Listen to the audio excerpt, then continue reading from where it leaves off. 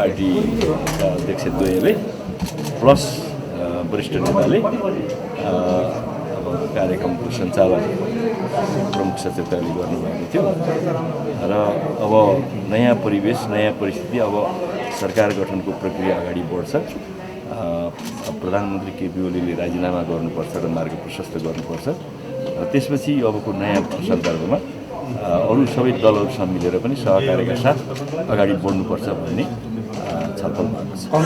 काङ्ग्रेससँग आज बिहान छलफल भएको थियो त्यो विषयमा पनि होइन, अहिले मलाई थाहा भएन। बैठकमा खास गरी अब उपलब्ध मान्य सदस्यहरूको बिचको मात्रै बैठक भयो। त्यसमा खालि नेता कमरेडहरूले चाहिँ त्यो घटनाक्रमको बारेमा सविस्तार कुरा मात्रै गर्नुभयो। खासै ठुलो प्लानिङको कुरा केही पनि भएन, किनभने आज सबै कतिपय साथीहरू बाटोमा हुनुहुन्छ। अब भोलि आज पर्सि कार्यक्रमहरूको तय भएको थियो नि त पूर्व निर्धारित। त्यसो भए भएर उहाँहरू चाहिँ उतै भए भएर यहाँ धेरै सबै सङ्ख्यामा पनि साथीहरू आउनु भएको छैन, महत्त्वपूर्ण नेताहरू नै आउनु भएको छैन। त्यो भएर यसमा चाहिँ खालि अब जति बेला पनि जे पनि हुनसक्छ उपत्यकामा हुने सदस्यहरू चाहिँ इमर्जेन्सी परे बाहेक जानकारी दिएर मात्रै बाहिर जानु होला भन्ने कुरा मोटो रूपमा निर्देशन यही हो। यसमा अरू बाँकी राजनीतिक घटनाक्रमको बारेमा सविस्तार कुरा गर्नुभयो। विभिन्न राजनीतिक दलहरू अनि पार्टीका सदस्य समर्थक शुभचिन्तक नागरिक आन्दोलन न्यायालय अनि विद्वान कानुन व्यवसायी उहाँहरूलाई एक प्रकारको धन्यवाद। यो हाम्रो सामूहिक लडाइँ थियो भन्ने सन्दर्भमा यही कुरा गर्नुभयो। त्यो जतिखेर पनि जे पनि पर्न सक्छ बाहिर नजाने भन्ने चाहिँ खास के हो त्यो होइन। अब 13 दिनभित्र संसद बोलाउने भन्ने कुरा छ नि त।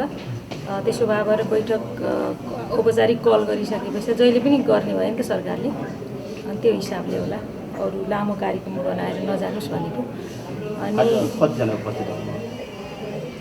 अहिले त 78, 79, 80 जना जस्तो देखाएको थिएँ मैले हाजिरमा। हाजिर सबैको पनि गर्नुभएको थिएन। उहाँले अब नेपाली काङ्ग्रेसलाई प्रधानमन्त्री बनाउन प्रस्ताव गरियो आदि इत्यादि भनेर जे कुरा बाहिर आएछ त्यो ट्युमर हो। हाम्रो राजनीतिक तहमा केही पनि कुरा भएको छैन यस्तो विषयको भन्नुभएको थियो। त माधव भनेपछि शक्ति बाँडफाँडको केही कुरा भएको छैन, केही पनि भएको छैन भन्नुभएको थियो। अनि अर्को यस्तो अब अल्पमतको सरकार बनाइन्छ फेरि संसद विघटन गरिन्छ भन्ने खालको र्युमर चलाएको छ। यसका प्रति हामी सचेत छौँ, किनभने यो संविधान जनताको प्रतिनिधिमूलक स्थल संसद जोगाउनको लागि हामी चाहिँ प्रतिबद्ध छौँ भन्ने कुरा चाहिँ गर्नुभयो। स्थायी कमिटीको बैठकले हिजो सर्वोच्च अदालतले प्रतिनिधि सभा विघटनको असंवैधानिक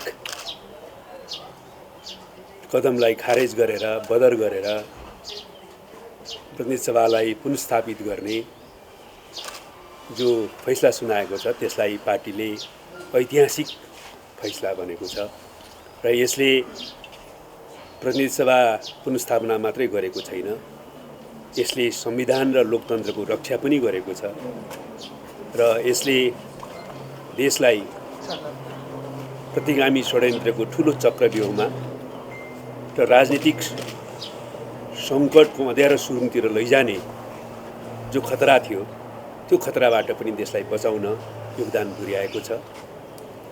त्यसैले सर्वोच्च अदालतको यो ऐतिहासिक फैसलालाई पार्टी स्थायी कमिटीले उच्च मूल्याङ्कन गरेको छ र प्रतिगमन विरोधी सङ्घर्षमा सक्रिय हुने, आन्दोलनरत रहने, सहयोग गर्ने, आफ्ना ठाउँबाट भूमिका खेल्ने सबै राजनीतिक पार्टीहरू, नागरिक समाज, सबै बुद्धिजीवीहरू र जनताका सबै तह र तबकालाई पार्टीको स्थायी कमिटीको बैठकले आभार तथा धन्यवाद प्रकट गरेको छ।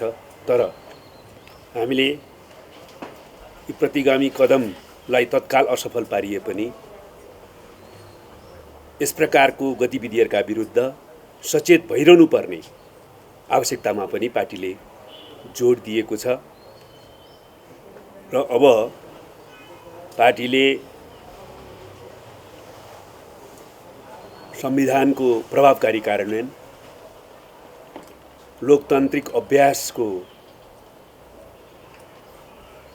उन्नतता र सुदृढीकरणलाई ध्यान दिँदै सामाजिक आर्थिक रूपान्तरण, सुशासन र सामाजिक न्यायसहितको समृद्धिलाई केन्द्रबिन्दुमा राखेर आफ्नो पनि गम्भीर आत्मसमीक्षासहित अगाडि बढ्ने र सबै लोकतान्त्रिक शक्तिहरूसँग हातेमालो र सहकार्य गर्ने कुरामा पनि पार्टीले निष्कर्ष निकालेर त्यसअनुसार अगाडि बढ्न अनि तयार सरकार पारेको अब नयाँ सरकार गठन गर्ने विषयमा पनि छलफल भयो होला नि। अब अहिलेको सरकारलाई विस्तारित गरेर होइन, हाम्रो पार्टीले त केपी ओलीले तत्कालै नैतिकको आधारमा राजीनामा दिनु पर्थ्यो भनेर भनिसकेका छौँ। अहिलेसम्म उहाँले दिनुभएको छैन। त्यसो नभएको अवस्थामा पनि अदालतकै फैसला अनुसार अब छिटै प्रतिनिधि सभाको बैठक बस्दैछ र प्रतिनिधि सभाको बैठकबाट संविधान अनुसार नै अरू प्रक्रिया अगाडि बढ्नेछ। अनि पार्टी एकताको विषयमा पनि छलफल भयो। अनि पार्टी एकताको पक्षमा त हामी सधैँ छौँ, हिजो पनि थियौँ। हामीले पार्टी एकता पनि जोगाउने, संविधान र लोकतन्त्रको पक्षमा र जनमुखी विकासको पक्षमा पनि जान पर्यो भनेर बहस गर्दाखेरि ओलीजीले चाहिँ संविधान र लोकतन्त्र पनि हत्या गर्न उद्यत हुनुभयो र पार्टीलाई पनि फुटाउने, सोइटाउने गुटवादी प्रयत्न अगाडि बढाउनु भयो। त्यसकारणले हामीले त त्यसको विरोध गरेका हौँ र हामी सबै अहिले पनि हामी पार्टी एकताको पक्षमा छौँ। तर पार्टी एकतालाई प्रहार गर्ने, पार्टी एकतालाई चोइटाउने, गुट र फुटमा रमाउने र त्यस क्रममा संविधान र लोकतन्त्रमाथि पनि आक्रमण गर्ने प्रवृत्तिले आफूलाई आत्मालोचक ढङ्गले र नयाँ रूपमा प्रस्तुत नगरेसम्म त्यो एजेन्डा खाली चाहिँ कुराका कुरा हुन सक्छ। अनि एउटा प्रधानमन्त्रीले राजीनामा दिएपछि र उहाँले आत्मालोचना गरेपछि पार्टी एकता हुन्छ भनेर तपाईँहरूकै नेताहरूले अहिले विभिन्न ठाउँमा बोल्दै आउनु भएको छ। यही पक्षको नेताहरूले स्पष्टता पारिदिनुहोस्। मैले अहिले भर्खर पनि भनिसकेँ, जुन व्यक्ति प्रवृत्तिले पार्टी एकतामाथि प्रहार गर्यो, संविधान र लोकतन्त्रमाथि प्रहार गर्यो,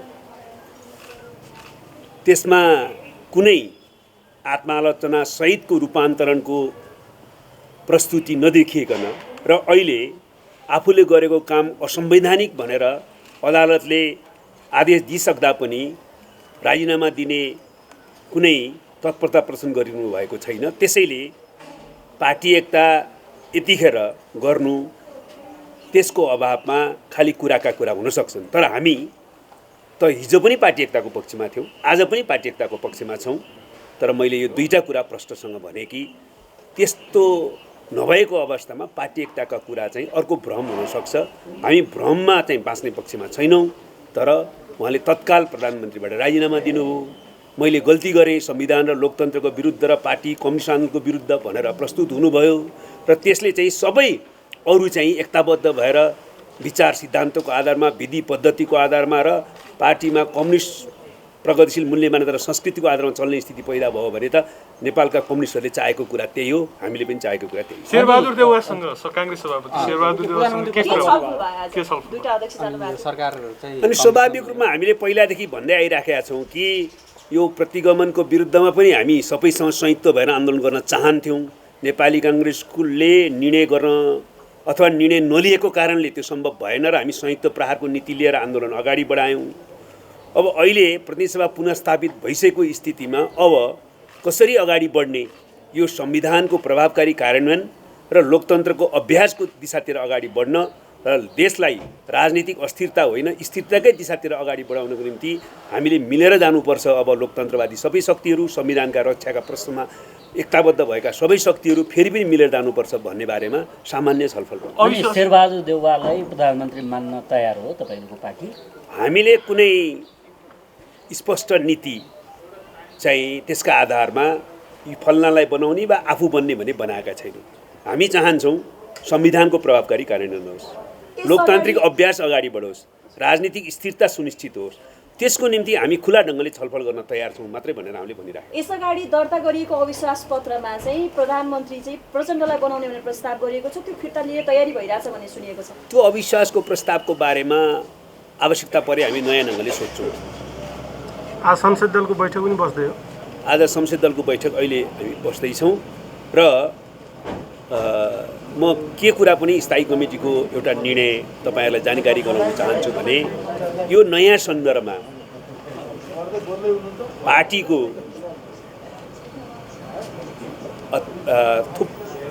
जति कमरेडहरू भ्रममा परेर वा अन्य कारणले फुटपाती गुटमा र प्रतिगामी गुटमा लाग्नु भएको छ ती सबै साथीहरूलाई मूल पार्टीमा नै फर्केर आफ्नो जिम्मेवारी लिन पनि हामीले आह्वान गर्ने निर्णय गरेका छौँ। अहिले यसभन्दा अगाडि गरेको निर्णय त तपाईँहरूलाई थाहा छँदैछ र हामीले प्रतिगमनको विरुद्ध जुन सङ्घर्षको कार्यक्रमहरू घोषणा गरेका थियौँ प्रतिगमनको तत्कालको मुख्य लक्ष्य प्रतिनिधिसभा पुनर्स्थापन गर्ने संविधानलाई लिकमा ल्याउने र लोकतन्त्रलाई अगाडि बढाउने सन्दर्भमा हिजोको सर्वोच्च अदालतको फैसला पछाडि हामीले गरेका सङ्घर्षका घोषणा गरेका कार्यक्रमहरू तत्काललाई यही रोक्ने निर्णय गरेका छौँ। अनि एउटा लास्ट अन्तिम मेरो प्रश्न, प्रधानमन्त्री तथा पार्टी अध्यक्ष केपी शर्मा ओलीले आत्मआलोचना गर्नुभयो भने पार्टी अध्यक्ष र प्रधानमन्त्री रहिरहने अवस्था आउँछ कि आउँदैन? पहिला त्यो उहाँसँग गएर उहाँले बाहिर भनेपछि मलाई फेरि सोध्नुहोस् है। हामीले पहिला संसदीय दलको नेताको रूपमा गरेको निर्णय तपाईँहरूलाई जानकारी नै छ। खास गरिकन भ्यालीमा उपलब्ध रहेका माननीय सांसदहरूसँग अनौपचारिक रूपले पार्टीका नेताहरू, दल नेता लगायत पार्टीका नेताहरूसँग आवश्यक सुझावहरू, सल्लाहहरू र आवश्यक अहिलेको परिस्थितिको बारेमा आवश्यक निर्देशनको लागि अनौपचारिक रूपमा जुटेको अवस्था हो। आज चाहिँ दलको औपचारिक बैठकभन्दा पनि अनौपचारिक रूपमा तुरुन्तै हिजो बेलुका सर्वोच्च अदालतको फैसला आइसकेपछि यो फैसलाको सन्दर्भमा मुख्य रूपमा चाहिँ यो फैसलाको स्वागत गर्दै, सम्मान गर्दै, कदर गर्दै धन्यवाद ज्ञापन गर्ने कुराहरू साथै एक आपसमा शुभकामना आदान प्रदान गर्ने सन्दर्भमा यो अनौपचारिक रूपले जुटेको अवस्था हो। त्यस कारणले गर्दाखेरि यो अनौपचारिक बसाइमा पार्टीका दुवैजना अध्यक्ष र वरिष्ठ नेता कमरेड झलनाथ खनाल तीनैजनाले चाहिँ आफ्नो मन्तव्य राख्नुभयो, अहिलेको परिस्थितिको विश्लेषण गर्नुभयो र विशेष गरिकन सर्वोच्च अदालतको फैसलालाई चाहिँ स्वागत गर्नुभयो। तीनैजनाले स्वागत गर्नुभयो र त्यो कुरालाई बैठकले पनि अथवा माननीय सचिवहरू सबैले चाहिँ हार्दिकतापूर्वक चाहिँ समर्थन गर्नुभयो र त्यसको साथै अबको समयमा चाहिँ अगाडि बढ्ने सवालमा अबको समयमा यो दलीय अहिलेको संविधान, अहिलेको संसदको बनावट, संसदको परिस्थिति, यी सबै अवस्थालाई ध्यानमा राखेर चाहिँ विभिन्न ढङ्गले आवश्यकताअनुसार सहकार्य गर्दै पनि जानुपर्ने स्थितिहरू आउन सक्छ र त्यसको लागि पनि एजेन्डागत रूपमा आधारमा कतिपय विषयहरूमा सहकार्य गर्नुपर्ने स्थिति पनि आउन सक्छ र मूलभूत रूपमा संविधानको रक्षा गर्ने काम चाहिँ संविधानमाथि जो खड्को पैदा भएको थियो, खड्को पैदा भएको अवस्थामा संविधानको रक्षा गर्ने काम सर्वोच्च अदालतले गरेको छ। त्यसको लागि सर्वोच्च अदालतलाई पनि, न्यायालयलाई पनि बधाई शुभकामना दिने कुरा स्वतः भइहाल्यो र यो संविधानको रक्षा गर्ने, संसदको रक्षा गर्ने काम गरेको छ। संविधानमाथि जुन खड्को पैदा भएको थियो, गणतन्त्र, संघीयता, लोकतन्त्र र समावेशीमाथि चाहिँ जुन खड्को पैदा भएको थियो, त्यो खड्कोबाट चाहिँ यतिखेर मुलुक चाहिँ मुक्त भएको छ, संविधानको रक्षा भएको चाहिँ छ। त्यसकारणले यही सन्दर्भमा मुख्य रूपमा खुसियाली अभिव्यक्त गर्ने कुरा नै हो। अरू बाँकी दिनहरूको सन्दर्भमा संसदलाई व्यवस्थित ढङ्गले सञ्चालन गर्ने लगायतका विषयहरूको बारेमा त्यहाँ पैदा हुन सक्ने विभिन्न एजेन्डाहरूमा विषयगत आधारमा आवश्यक सहकार्यहरू गर्दै जाने कुरा स्वाभाविकै प्रक्रिया हो भन्ने लाग्छ। त्यसकारणले यिनै विषयहरूलाई ध्यानमा राखेर दललाई प्रभावकारी बनाउने, सशक्त बनाउने, व्यापक बनाउने र दललाई प्रभावकारी ढङ्गले सञ्चालन गर्ने लगायतका विषयहरूको बारेमा चाहिँ एकताबद्ध भएर अगाडि बढ्नुपर्छ भन्ने प्रकारकै कुराहरू भएको छ। आज मूलभूत रूपमा यिनै विषयहरू भएका छन्। उपस्थितिको बारेमा त मैले हेर्न पाएको छैन, बुझ्न पाएको छैन। अब यो उहाँहरूको भेटघाट त राजनीतिक दलहरूसँग, राजनीतिक नेताहरूसँग भेटघाट स्वाभाविकै प्रक्रिया हो। भेटघाटको प्रसङ्ग र सन्दर्भ मैले अघि नै भनिहालेँ कि चाहिँ मुख्यतः अहिले सर्वोच्च अदालतले हिजो बेलुका जुन आदेश, जुन फैसला गरेको छ र त्यो फैसलाले सङ्घीय लोकतान्त्रिक गणतन्त्रको रक्षा गर्ने काम गरेको छ र यो रक्षा गर्ने सन्दर्भमा एक आपसमा शुभकामना आदान प्रदान गर्ने, एक आपसमा बधाई आदान प्रदान गर्ने कुरा नै हो भन्ने देखिन्छ र त्यो क्रममा सङ्घीय लोकतान्त्रिक गणतन्त्रका पक्षधर शक्तिहरूको बिचमा, अग्रगामी दिशामा जान तयारी हुने शक्तिहरूको बिचमा स्वाभाविक ढङ्गले चाहिँ यो संविधानको रक्षाको लागि चाहिँ सहकार्य, सहमति, समझदारी गर्दै अगाडि बढ्नुपर्ने कुरा पनि आउँछ। त्यस क्रममा दलहरूसँग भेटघाट गर्ने कुरा, छलफल चल्ने कुरा स्वाभाविक प्रक्रिया हो भन्ने लाग्छ। यिनै स्वाभाविक प्रक्रिया अन्तर्गतकै भेटघाट हो। यो त अब पहिलो कुरा त अब सदन सुरु हुनु पर्यो हैन। पहिलो कुरा त चाहिँ अहिलेको वर्तमान प्रधानमन्त्रीले चाहिँ अब सर्वोच्च अदालतले फैसला गरिसकेपछि उहाँले चालेको कदम चाहिँ असंवैधानिक ठहर भइसकेपछि उहाँले नैतिकताको आधारमा राजीनामा दिनुपर्ने कुरा हो र अहिले नैतिकताको आधारमा उहाँले राजीनामा दिनुपर्छ भन्ने कुरा नै सर्वत्र उठिरहेको छ। हाम्रो दलमा पनि उठेको छ। अब संविधान विपरीत खालका कामहरू उहाँले गर्दै गर्नु भएको छ। एक त संविधान विपरीत खालको चाहिँ सरकार भइरहेको चाहिँ अवस्था छ र त्यसमा पनि चाहिँ तपाईँको सर्वोच्च अदालतको फैसला आइसकेपछि स्वतः राजीनामा दिनुपर्ने कुरा हो। राजीनामा दिनुभएको छैन। त्यस कारणले पहिलो एजेन्डा के हुन्छ त भन्दाखेरि उहाँको राजीनामा के हुन्छ, उहाँको राजीनामा दिन्छ कि दिँदैन, राजीनामा के हुन्छ भन्ने कुरा नै पहिलो एजेन्डा त त्यही नै हुन्छ। त्यसपछि मात्रै चाहिँ तपाईँको अर्को भविष्यमा कसको नेतृत्वमा सरकार हुने, कसरी मिलेर जाने या नजाने, कसरी के हुने भन्ने कुरा त सेकेन्डरी विषय हो। त्यस कारण पहिलो कुरा त चाहिँ जो असंवैधानिक बनिसकेको स्वतः चाहिँ असंवैधानिक संसद विघटन गरिसकेपछि धारा 76(1) र उपदफा ग अनुसार चाहिँ सांसद मात्रै प्रधानमन्त्री भन्न पाउँछ। संसद सदस्य नरहेको चाहिँ व्यक्ति चाहिँ प्रधानमन्त्री हुन पाउँदैन। संसद विघटन गर्ने अनि प्रधानमन्त्री रहिरहने चाहिँ यो स्वतः असंवैधानिक भइसकेको चाहिँ छ। अब त्यस्तो असंवैधानिक भइसकेको सरकारको बारेमा यद्यपि सर्वोच्च अदालतले सरकारको बारेमा चाहिँ त मतलब क्वेसन उठाएको छैन अथवा चाहिँ त्यति धेरै व्याख्या गरेको छैन। किन त भन्दाखेरि सरकारको बारेमा चाहिँ सायद माग दाबी चाहिँ मतलब त्यस्तो थिएन। सरकारले गरेको चाहिँ संसद विघटनको बारेमा मात्रै चाहिँ प्राय सबै निवेदकहरूको त्यही विषयमा मात्रै थियो। सरकारको पोजिसनको बारेमा चाहिँ त्यति माग दाबी सायद कसैको परेको थिएन। त्यसले गर्दाखेरि सर्वोच्च अदालतले बोल्ने कुरो भएन। तर चाहिँ सबैलाई थाहा भएको विषय हो कि चाहिँ संविधान अनुसार सरकार रहेको छैन। संविधान बाहिर चाहिँ सरकार गठन गरेर तपाईँको चाहिँ एक प्रकारले चाहिँ अब मनोमानी ढङ्गले मन्त्रीमण्डल पुनर्गठन गर्ने, विस्तार गर्ने, राजनीतिक नियुक्तिहरू गर्ने, आयोगहरूमा नियुक्ति गर्ने, संवैधानिक अङ्गहरूमा नियुक्ति गर्ने, मानुस फुल गभर्मेन्टको जस्तो गरिकन चाहिँ चलिरहेको देखिन्छ र त्यो नै स्वयं असंवैधानिक भइसकेका छ। त्यसमाथि पनि आफूले गरेको काम चाहिँ असंवैधानिक हो, संसद विघटनको कार्य असंवैधानिक हो भन्ने कुरा चाहिँ अब अदालतले चाहिँ मतलब आदेश दिइसकेको चाहिँ छ हैन। त्यसो भएको हुनाले र त्यो आदेश दिनुको साथै 15 दिन के अरे 13 दिनभित्रमा चाहिँ अधिवेशन राख्नुपर्ने एक प्रकारले बाध्यकारी खालको व्यवस्था समेत चाहिँ निर्णय गरेको चाहिँ छ। त्यसकारण यस्तो खालको चाहिँ जो निर्णय भएको अवस्थामा उहाँले स्वतः चाहिँ नैतिकताको आधारमा राजीनामा दिनुपर्ने हो। त्यसकारणले नैतिकताको आधारमा राजीनामा नदिएको अवस्था भएको हुनाले यो असंवैधानिक सरकारको बारेमा के गर्ने भन्ने प्रश्न नै अहिलेको च्यालेन्जको विषय हो, अहिलेको चुनौतीको विषय हो। जबकि संविधानको रक्षा गर्नुपर्ने सरकार हुने, सरकारले रक्षा गर्नुपर्ने, सरकार नै स्वयं असंवैधानिक मात्रै होइन कि संविधानलाई भक्षक बनाउनका लागि अथवा संविधानलाई नै भक्षण गर्नका लागि चाहिँ लागिरहेको अवस्था चाहिँ छ। त्यसमा कुनै पनि रियलाइजेसन छैन, आत्मसातीकरण छैन चाहिँ। त्यस कारणले गर्दा आत्मसातीकरण यो संविधानप्रतिको शपथ ग्रहण गर्ने, संविधानप्रति शपथ ग्रहण गर्ने बेलामा चाहिँ जुन प्रतिबद्धता जाहेर गरेको थियो, व्यवहारमा पनि सरकार सञ्चालनको सम्बन्धमा सरकार कार्यपालिका त संविधान रक्षाको चाहिँ मेजर अङ्ग हो नि। तर अब जो चाहिँ राज्यको नेतृत्व गरिरहेको छ उसैले चाहिँ तपाईँको संविधान उल्लङ्घन गर्ने, संविधान भत्काउँदै लैजाने, संविधान विपरीत कार्यहरू गर्दै जाने खालको जो प्रवृत्ति देखिरहेको छ यो चाहिँ अझै पनि यो च्यालेन्जको विषय हो।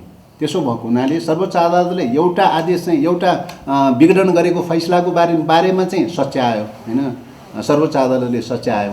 अब आइन्दा त्यसो गर्न पाइँदैन चाहिँ, यो कुनै अधिकार दिएको छैन संविधानले चाहिँ भन्ने व्याख्या समेत गरिसकेका छ हैन। त्यसो भएको हुनाले अब घरिघरि चाहिँ संसद विघटन गर्न सक्ने खालको चाहिँ लुप होल्सहरू कहीँ नराखिकन चाहिँ तपाईँको चाहिँ आदेश दिएको छ हैन। अहिलेको सिस्टम के हो चाहिँ भन्ने कुराको बारेमा आदेश दिएको छ।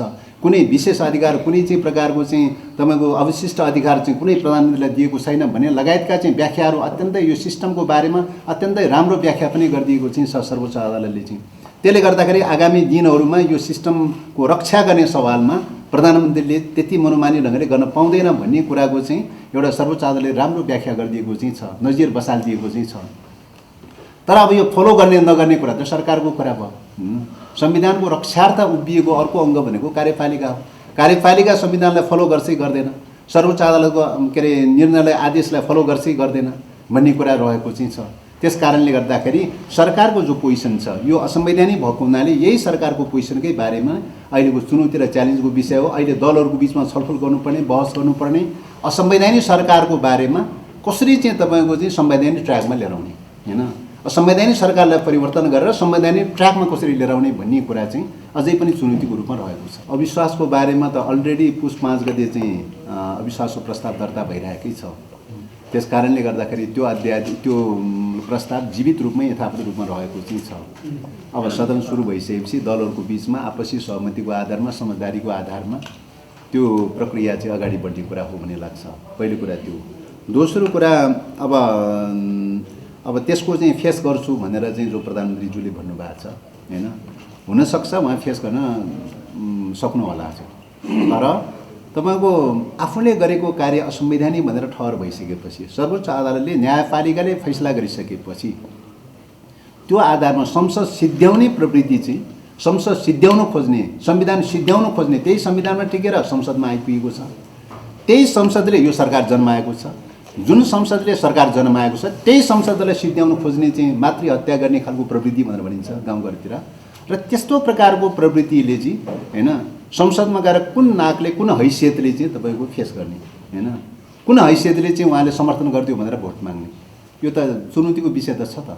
त्यस कारणले गर्दाखेरि यो सन्दर्भमा हाम्रो के अरे सल्लाह के हो, सुझाव के हो त भन्दा हाम्रो माग के हो त भन्दाखेरि चाहिँ यदि थोरै मात्रै पनि नैतिकता बाँकी छ, थोरै मात्रै पनि संविधानलाई फलो गर्नुपर्छ, सर्वोच्चको आदेशलाई फलो गर्नुपर्छ भन्ने मान्यतालाई चाहिँ मान्ने हो भने उहाँले अविलम्ब राजीनामा दिनुपर्छ होइन। संसदमा फेस गर्नुभयो भने फेस गर्न पनि हामी पनि तयारी छौँ होइन, त्यस फेस गर्न तयारी छौँ। पहिलो कुरा त्यो। दोस्रो कुरा चाहिँ तपाईँको अध्यादेशको बारेमा सर्वोच्च अदालतले 13 दिनभित्रमा चाहिँ संसद बोलाउने भनेर आदेश दिइसकेको छ। त्यस अवस्थामा सामान्यतः प्रधानमन्त्रीले त्यो प्रस्ताव चाहिँ राष्ट्रपतिका फरवार्ड गरेर राष्ट्रपतिले आह्वान गर्नुपर्ने हो। यो बाध्यकारी व्यवस्था गरिसकेको छ होइन। यो बाध्यकारी व्यवस्था गरिसकेको, अधिवेशन आह्वान भइसकेको अवस्थामा अध्यादेश ल्याउने भन्ने कुरा हुन सक्दैन।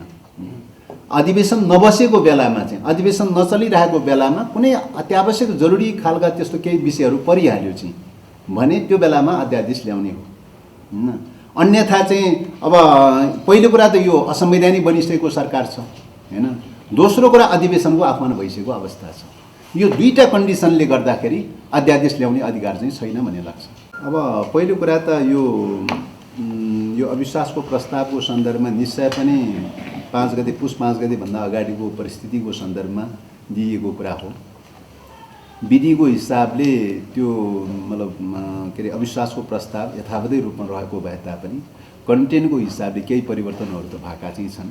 सर्वोच्च अदालतको फैसला आइसक्यो। त्यसो भएको हुनाले कन्टेन्टमा त केही परिवर्तन भएको छ। कन्टेन्टमा परिवर्तन भएको विधिको हिसाबले त्यो अध्यादेश त्यो के अरे अविश्वास प्रस्ताव यथावतै छ। कन्टेन्टको हिसाबले सम्बन्धित पक्षहरूले कन्टेन्टमा समृद्धीकरण गर्न चाह्यो भने होइन, त्यही प्रस्तावको अभिन्न अङ्गको रूपमा समृद्धीकरण गर्न चाह्यो भने त्यो जो कसैले पनि गर्न सक्छ। त्यस कारणले गर्दाखेरि चाहिँ कन्टेन्टको हिसाबले समृद्धीकरण गर्न चाह्यो, पूरक बनाउन चाह्यो भने चाहिँ अब प्रस्तावकहरूले फेरि त्यसलाई चाहिँ गर्न सक्छ।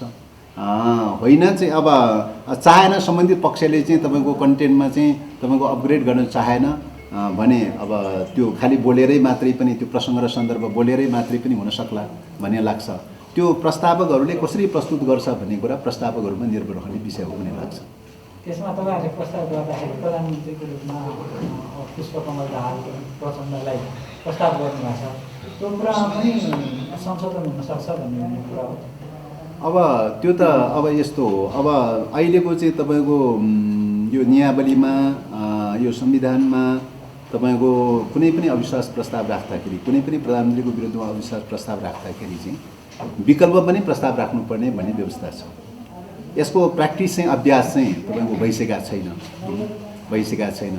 कसरी अभ्यास गर्ने भन्ने चाहिँ चुनौती त छ।